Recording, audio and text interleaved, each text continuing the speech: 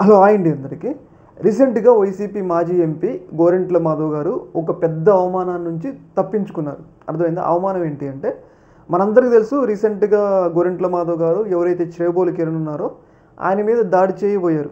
ఆయన మీద ఎందుకు దాడి చేశారో మనందరికీ తెలుసు. ఎవరైతే వైఎస్ భారతి గారి మీద చేసిన వ్యాఖ్యలకి ఆయనకి పర్సనల్‌గా కోపం వచ్చింది. ఎందుకంటే తమ నాయకుడి భార్యని ఆ స్థాయిలో అవమానించినప్పుడు ఎవరికైనా కోపం వస్తది. అర్థమైందా? ఆ కోపాన్ని తట్టుకోలేక గోరంట్ల మాధవ్ గారు ఈ యొక్క చేబోలు కిరణ్ మీద దాడి చేయబోయారనమాట. అయితే దాడి చేసిన సందర్భంలో పోలీసులు ఆయన్ని అదుపులోకి తీసుకొని ఆయన మీద కేసులు కట్టారు. ఏంటంటే ఒక వ్యక్తి మీద అటెంప్ట్ మర్డర్ చేయబోయారు, అలాగే పోలీసుల విధులకి ఆటంకం కలిగించారని చెప్పేసి ఆయన మీద రకరకాల కేసులు కట్టి ఆయన జైల్లో వేయటమే జరిగింది. అర్థమైందా? అయితే ఈ జైల్లో వేసిన సందర్భంగా ఆయన్ని కోర్టులో ప్రవేశపెట్టే ముందు పోలీసులు ఒక సంచలనమైన నిర్ణయం తీసుకున్నారు. ఆ నిర్ణయం ఏంటంటే గోరంట్ల మాధవ్‌కి ముసుగు కప్పి ప్రెస్ మీట్ ముందు నిర్వహించాలి. అర్థమైందా? అంటే ఎవరైతే నిన్న చేబోలు కిరణ్ ఉన్నారో ఆయన్ని అలా ప్రెస్ మీట్ ముందు నిర్వహించడం అనేది టీడీపీ క్యాడర్‌లో ఒక రకమైన అసహనానికి తోడైంది. ఎందుకంటే మొన్నటి వరకు మన పార్టీ కోసం పనిచేసిన వ్యక్తి ఇవాళ మన ప్రభుత్వ అధికారంలో ఉంటే ఇంత ఘోరంగా అవమానించడం ఏంది అని చెప్పేసి టీడీపీకి సంబంధించిన వాళ్ళలోనే ఏమంటారు ఒక అసహనం వ్యక్తమైంది. అర్థమైందా? అయితే ఆ అసహనాన్ని ఎలా అయినా బ్యాలెన్స్ చేసేందుకు ఇవాళ గోరంట్ల మాధవ్ కూడా ముసుగు కప్పి ప్రెస్ మీట్ ముందు నిర్వహించాలని చెప్పేసి పోలీసులు ఒక నిర్ణయానికి రావడమే జరిగింది.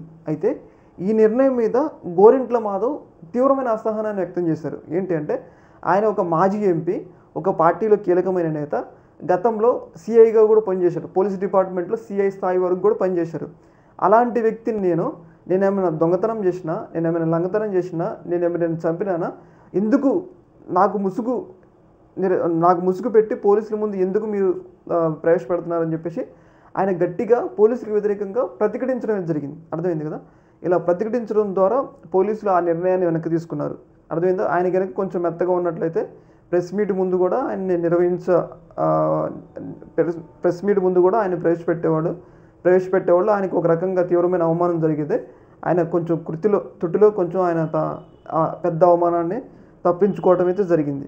కాకపోతే ఈ యొక్క అంశం వెనుక నిన్న కిరణ్ చేబోలుకి జరిగిన ఇష్యూని బ్యాలెన్స్ చేసేందుకు ఆ నిర్ణయం తీసుకున్నారు. కాకపోతే ఆ నిర్ణయానికి ఆయన ఒప్పుకోలేదు కాబట్టి ఆయన కొంచెం సేఫ్ అయితే అయ్యారు. కాకపోతే ఆయనకి కోర్టు 14 రోజుల రిమాండ్ అయితే విధించడం జరిగింది. ఆయన ప్రస్తుతం జైలుకి వెళ్తున్నారని చెప్పేసి మనమైతే అర్థం చేసుకోవచ్చు. ఏదేమైనా కానీ ఆయన ఒక పెద్ద అవమానాన్ని అయితే తప్పించుకున్నారని చెప్పేసి మనమైతే అర్థం చేసుకోవచ్చు. ఈ యొక్క అంశంలో మీ యొక్క అభిప్రాయం కింద కామెంట్లు